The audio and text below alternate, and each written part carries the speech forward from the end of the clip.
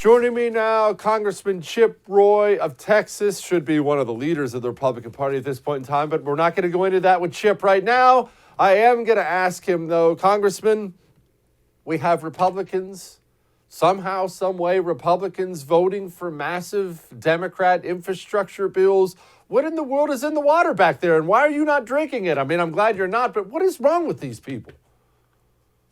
Well, look, we saw what was going on when Democrats were trying to jam through a terrible infrastructure bill. And unfortunately, 13 of our colleagues made a full-headed decision to side with the Democrats, basically bail out Nancy Pelosi and grease the skids for this, ridiculous reconciliation package. And look, that stuff will play out. I understand 2 or 3 of them have their foot out the door, but there's a lot of them who don't. We've got members of our conference who are ranking members and otherwise who should not have done that. And frankly, they went on the board and they gave a hall pass to AOC and the Freedom Caucus. I'm sorry, ironically referring to the gang there, the squad. They gave them a hall pass to sort of walk, and we should have done that. And hopefully, we'll get back in the South and get on offense. Chip, I'm not asking you to indict any specific person in GOP leadership in the House, but I do have to ask, how strong can GOP leadership in the House possibly be if we lose 13 critical votes that are the reason this infrastructure bill passed? Why isn't leadership banging heads together? Well, I think what we saw unfold is now a wake-up call for Republicans. Okay, that's what I think, Jesse. And I think we need to be holding our leadership accountable.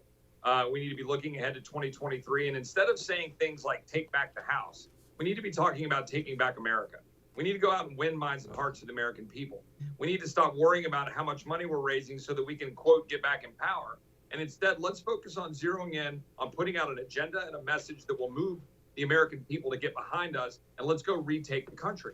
There are a lot of things we need to do. And I can tell you, voting with Democrats so you can bring home a bridge to New York isn't the way to get it done. You don't saddle up with those who are trying to take out our country and are rolling over the forgotten men and women out there, particularly here in Texas, who are getting steamrolled by a federal government every single day. Speaking about forgotten men and women, Congressman, I know you've seen this, but here's Procter & Gamble employees. Man alive, you got to feel for them. We are Procter & Gamble. You don't know our names. You don't know our faces. But there are thousands of us. And we work to produce the brands and products you use every single day. Pampers. Tide. Tampax. Charmin. Gillette. Febreze. Crest. Oral-B. Secret. And many more. Some of us have been working here for 30 years. Some of us have been working here for 30 months. But we all have one thing in common. Because our company has threatened us with termination in the near future. For daring to say, our bodies, our choice. You, the consumer, may not care about us being attacked. You may not even care if we're terminated. But know this. You'll start to care when our termination begins to affect you personally. What you've already seen happen to the airline industry will soon happen to many other organizations in America and around the world. When shipping speeds slow to a crawl and you can't acquire basic necessities, remember you could have stopped it from happening. Congressman, I mean, setting aside how unjust it is that these scumbag employers are doing this to their employees, I don't think people understand how devastating it will be if even 5% of the workforce just walks away. Yeah, well, look, I'm very proud of the Americans out there who are hard workers, who are telling their employers to pound sand and thereby telling President Biden to take this unconstitutional, unlawful mandate and shove it right up his rear end, because that's exactly what the American people are doing. That's what they should be doing.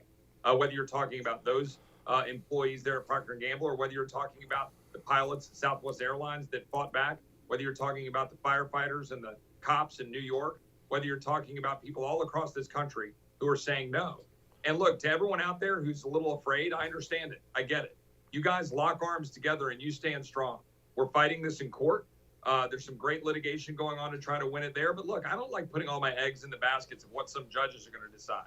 We need to just take this in our own hands, take our country back. Governor Abbott, governors across this state, across this country, need to stand strong. We ought to have legislatures passing laws that contradict what the feds are doing.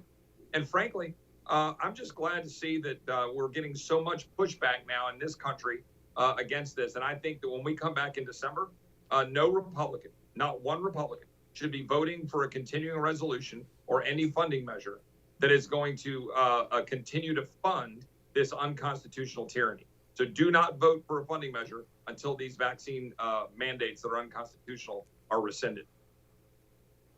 Congressman, I shouldn't say I'm not worried about Texas, because I'm always worried about Texas, because that's where I reside. I want it to go the right way. But setting aside Texas, people who live in blue areas, I feel like they don't have any relief, any hope coming at all for any relief of this. It feels so wrong to me. Does that make sense? You have all these people in these blue areas, and they're just stuck forever until they move.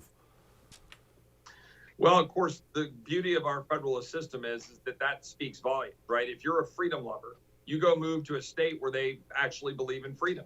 If you're in California and you're stuck, we welcome you in Texas. We don't want you to bring your garbage California values to Texas. But if you love freedom, you come here. If you are seeking refuge from New York or Massachusetts or Illinois, we understand. You know, our great-great-grandparents moved to Texas because they wanted to seek a better life for their kids.